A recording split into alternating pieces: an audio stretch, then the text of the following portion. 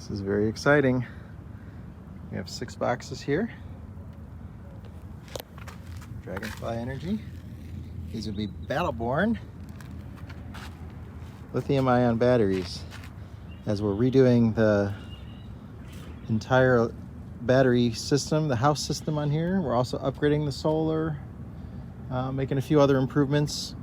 But for right now, these are going to go as 600 amp hours of 12-volt batteries on the house system. But as we get finished here, I think we're going to change it around and go 24 volt and have it set up with those. So here we'll do a unboxing. We'll go in our 1947 silver size bus, our retired Greyhound bus. We are currently on the road in Phoenix area, Gilbert, Arizona. At the beginning of this trip, we left about 5 weeks ago, and like 3 days into it, our solar charger flipped out and charged our lead acid batteries at 22 volts, and they did not like it. So we've been limping on house battery systems since then that have not worked very well. Let's see here.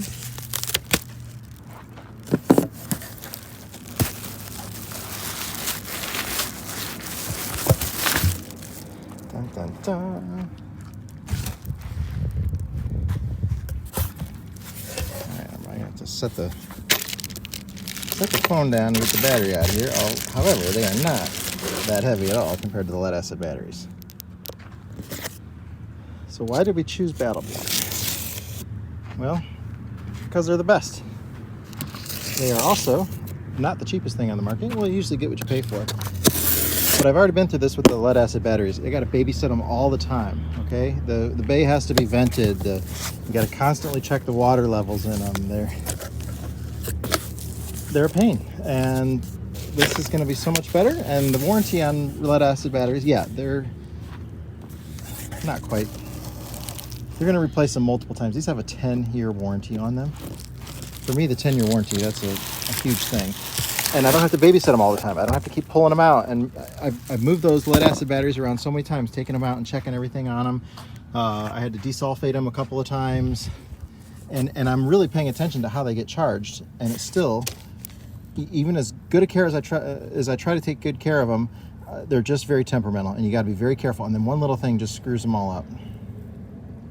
Then you got to replace them again. So by the time you put 3 or 4 sets in over the life of these, and if you can count your time worth the money, the time that you're invested in checking them and pulling them out, and for me, weight is a huge purpose. So in our Greyhound bus, I'm 26,000 pounds. We're loaded with tools. I'm a traveling mechanic. We live in our bus full time while we travel the country working on other old buses and old vehicles. A house battery system is super important to us, to not have to run the generator all the time, to have our solar recharging things. It's just super convenient for us. We're not always plugged in. We've been at a campground probably, I don't even think in the last year we've been in one day, but maybe one day. 1 or 2 days last year. For the rest of it, we are not at a campground, but living full time. So this is going to be well worth it to us. Everybody I know who has them absolutely loves them. There's a few things that you have to be careful of, charging, but the BMS that's built into these batteries is the smartest thing out there.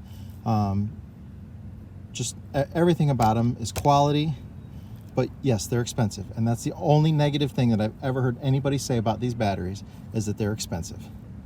But that doesn't mean, anything other than they're expensive. You're gonna, if you value your time and your investment in them, they're well worth it. The amount of weight that I'm going to save over this, which we're going to pull out about 1,000 amp hours of lead acid batteries to replace with these tomorrow, and you'll see when we pull them out, weight wise, I'm close to 1,000 pounds. These will be like 250, I think, so I'll free up about 750 pounds ish. That's really important to me, and even the fuel economy that I'm going to save over the 10 years, that's probably got to be factored into that too. So they're a superb battery. I can charge these down to 0, use them down to 0. Can't do that with my lead acid. I had to keep them around 50%.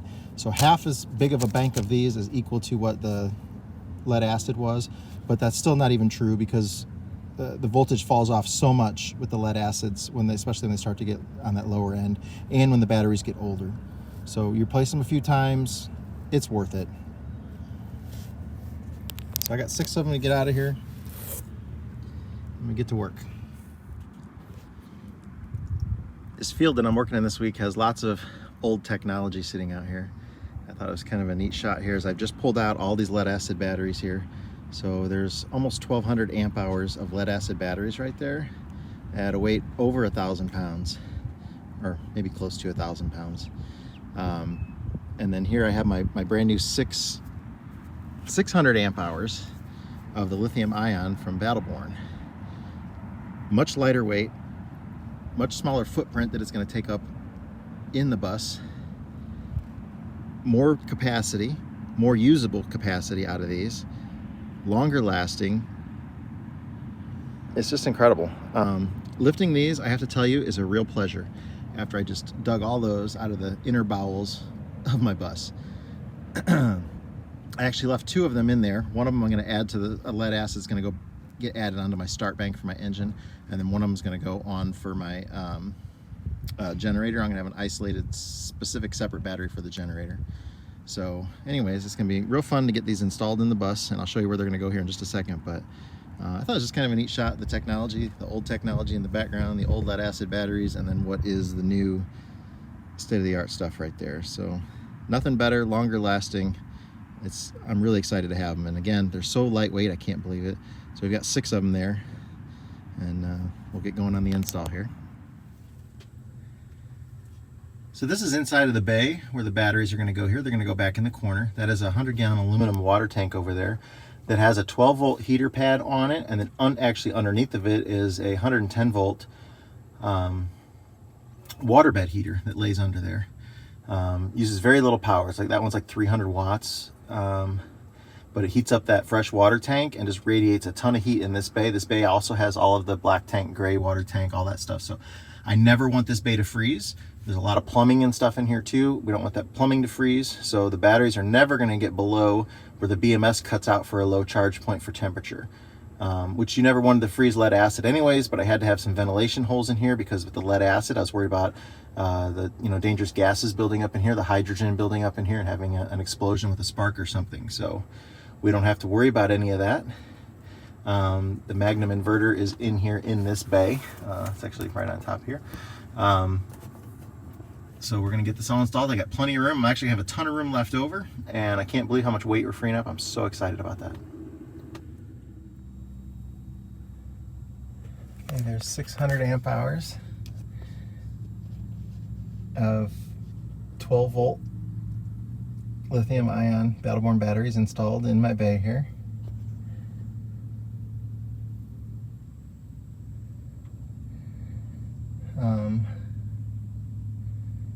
Everything was pretty easy to do, lightweight, super easy to move around.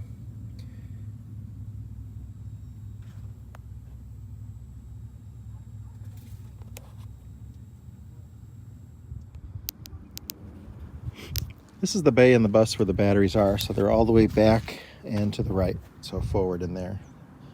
You don't really have that usable space there because there's not a door in that little section right there, so they're just tucked up and away. And same space that the lead acids were at, except for I have a ton more room there now because I don't have nearly as many batteries in there.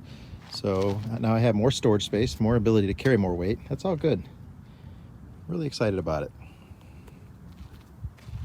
Now I got to go back to work. So I do have the solar charge controller set up to lithium ion batteries, so that is set up correctly, so I don't have to worry about that. So that's going to be fine to charge the batteries for the next couple days here.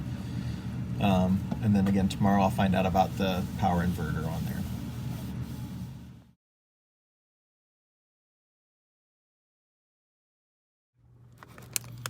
I'm not planning on using the inverter charger right now. I want to talk to the guys at Battle Born to figure out exactly how to set that up.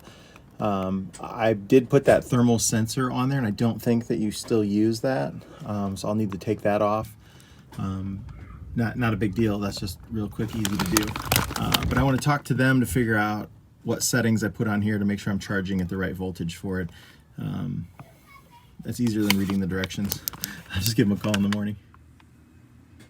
Here is just a little sheet that came along with the batteries. It gives you some ideas of their use and frequently asked questions and stuff. You know, the benefits, we went over a lot of these already. double the power of the lead acid. So much lighter weight.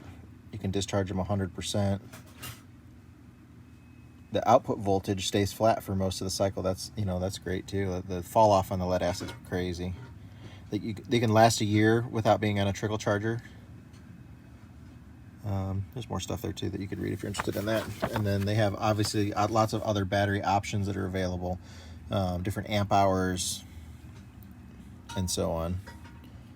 But yeah, I'm sure you could check out their website, battlebornbatteries.com. That would have everything on there too. But I think I'm going to be really, really happy with this purchase. On the road, he travels all around and he's coming to your town. Get that bus grease monkey down the road.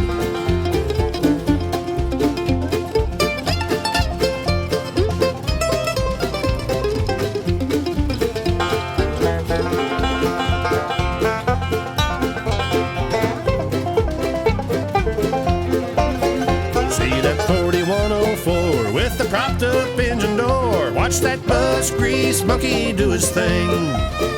30 years behind that barn, 'cause it don't run worth a darn. Watch that bus grease monkey make it sing. He knows in Detroit there's no doubt, upside down and inside out. It's that bus grease monkey, don't you know? Saving buses far and wide in that old blue silver sides. It's that bus grease monkey, don't you know? It's that bus grease monkey, don't you know?